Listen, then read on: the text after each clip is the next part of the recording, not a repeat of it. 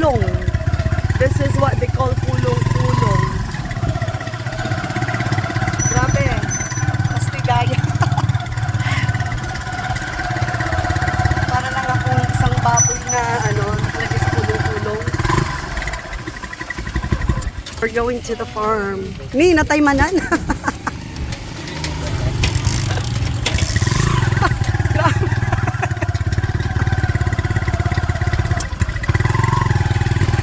Lumabas kami, Apaw!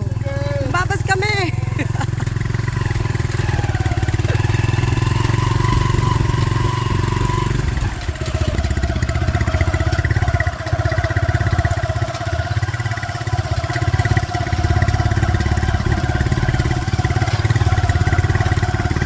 So this is how it feels to ride a pulong-pulong.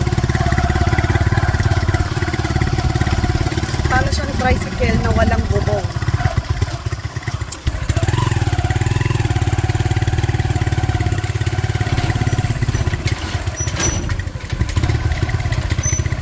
Yan. Yung mga aso. Ala o, sa pinag-cute da. Ay. Hey, Madi, ayaw niya